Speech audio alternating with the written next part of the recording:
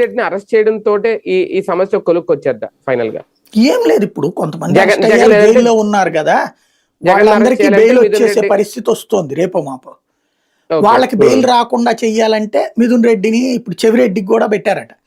వీళ్ళని అరెస్ట్ చేస్తే ఇదిగో కొత్త నిందితులు కూడా అరెస్ట్ చేసాం, ఇంకా ఉంది దీంట్లో ఇన్వెస్టిగేషన్, వాళ్ళు ఎవరిని బయటికి పోనీయబాక. అంటే ఇప్పుడు దాకా జరిగిన దర్యాప్తులో కూడా ఎక్కువ సాక్షుల వాంగ్మూలాలు అన్ని మిథున్ రెడ్డి చుట్టూనే నడిచింది, ఈ కేసు అంతా లిక్కర్ స్కామ్ అంతా ఆయన చుట్టూ జరిగిందని ఇప్పుడు ఆధారాలు సంపాదించామని చెప్తున్నారు.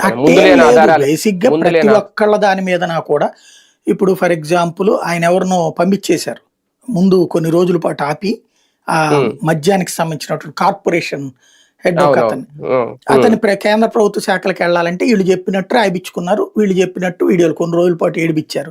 చివరికి వాసుదేవరెడ్డి ఆ తర్వాత అతన్ని అప్పుడు వదిలిపెట్టారు, అతను అక్కడికి వెళ్ళిపోయాడు.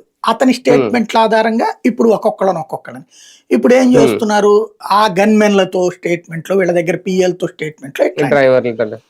అయితే ఇవన్నీ ఏంటంటే ఫర్దర్ విచారణ పేరుతో ఇక్కడ ఏంటంటే వీటిలో ఏది శిక్షలు పడవు, కేసు తేలదని వీళ్ళకి తెలుసు.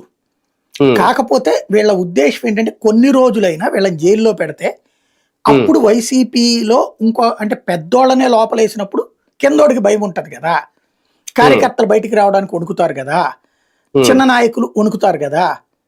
రెండవది ఒక్క కావికలం అవ్వాలి, జగన్ దగ్గరికి ఎవడు వెళ్ళాలన్నా భయపడాలి. ఇంకొక వైపున వచ్చేటప్పటికి ఇటు తెలుగుదేశం శ్రేణులకి మానసిక సంతృప్తి, అదిగో ఏది